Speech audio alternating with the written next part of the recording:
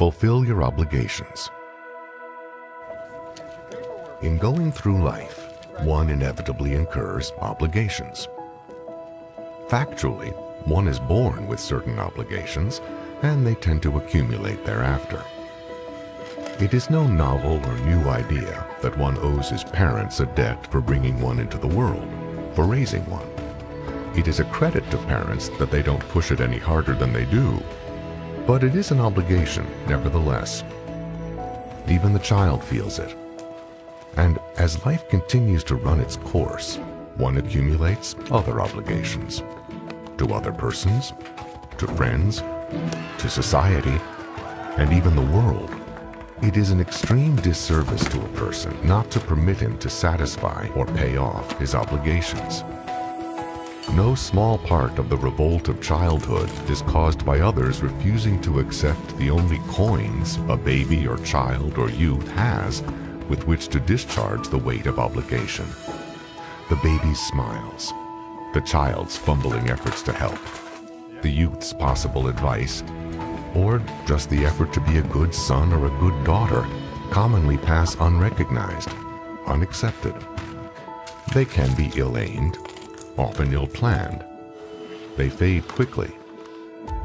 Such efforts, when they fail to discharge the enormity of the debt, can be replaced with any number of mechanisms or rationalizations. One doesn't really owe anything.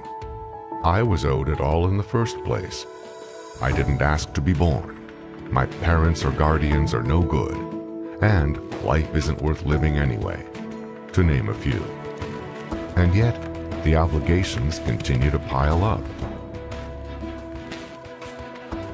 The weight of obligation can be a crushing burden if one can see no way to discharge it. It can bring about all manner of individual or social disorders.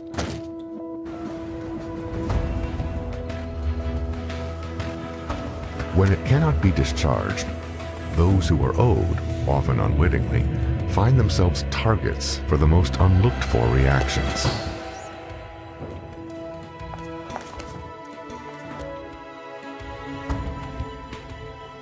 One can help a person who finds himself in the dilemma of unpaid obligations and debt by simply going over with him or her all the obligations they have incurred and have not fulfilled, moral, social, and financial,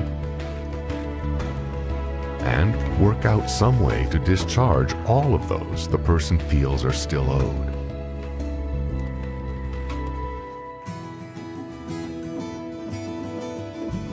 One should accept the efforts of a child or an adult to pay off non-financial obligations they feel they may owe.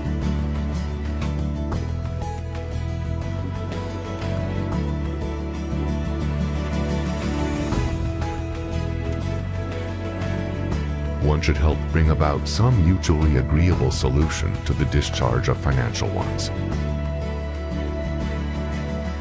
Discourage a person from incurring more obligations than it is possible for him or her to actually discharge or repay.